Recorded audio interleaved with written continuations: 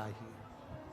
जिसकी kidney, liver खराब हो जाता है, डायलिसिस चल रहे हो, एक हफ्ते में 2 बार हो रहे हो, 3 बार हो रहे हो या बार बार हो रहे हो, उनसे निवेदन है प्रयास करना,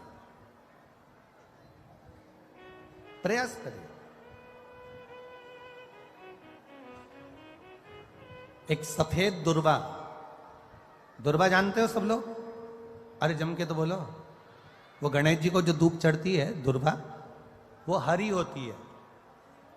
ये जितनी हरी दुर्वा लगी होती है, इसमें एक सफेद दुर्वा भी लगी होती है, सफेद कलर की दुर्वा होती है। एक सफेद दुर्वा शिव जी को समर्पित कर कर 1 लोटा जल कुंदकेश्वर, अवधूतेश्वर महादेव का नाम लेकर शंकर को समर्पित करें और उस जल को लेकर वो दुर्वा को वापिस उठाकर ले आए। जिसके डायलिसिस चल रहे हो या जिसका किडनी लीवर बेकार हो रहा हो, वो जल जो शिव जी पे चढ़ा हुआ है दुर्वा वाला, वो जल उसको दें। वो दुर्वा फिर वापिस पानी में गला दें और उसका पानी उस डायलिसिस वाले को, ज़्यादा मात्रा में पानी नहीं देना, केवल ये समझ लो कि एक छोटी चम्मच होती है तो छोटी चम्मच से आधा चम्मच पानी भी अगर आपने उसको दिया और उसके 1 हफ्ते में अगर 2 भी डायलिसिस चल रहे हैं और कुंदकेश्वर, अवधूतेश्वर महादेव का नाम लेकर अगर आप समर्पित कर रहे हो और वो जल उसको दे रहे हो, तो ये निश्चित है कि 4-5 हफ्ते में उसके डायलिसिस धीरे धीरे कम होना चालू हो जाएंगे और उसको लाभ मिलना प्रारंभ होगा, उसको लाभ मिलना प्रारंभ होगा। पर करना कब है इसको, कब कर सकते हैं?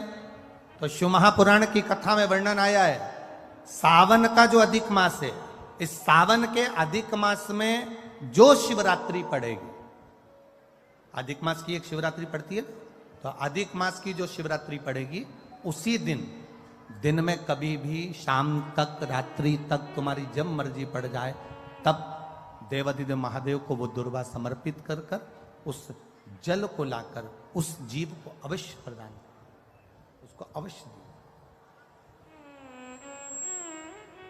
शंभु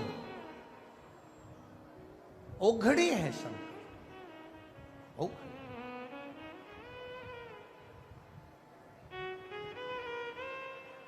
शिव कथा कहती है बैंक की नोट की मशीन बेकार नकली नोट को बाहर निकाल देती है, और भगवान शिव के मंदिर में जब हम जाते हैं, शिवालय में हम जाते हैं, देवालय में हम जाते हैं, भगवान शंकर की आराधना में हम जाते हैं, भगवान शिव की भक्ति में हम जाते हैं, भगवान शिव की आराधना में हम जाते हैं, तब हमारे दुख, हमारी तकलीफें, हमारे कष्ट दूर हट जाते हैं।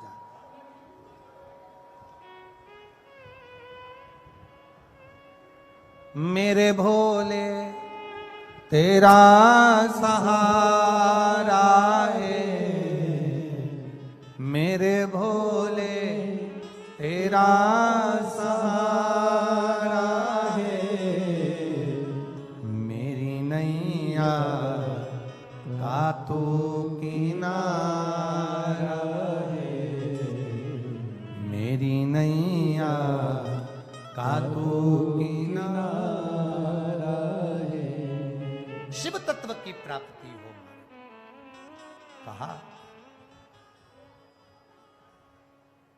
सृष्टि की रचना करना,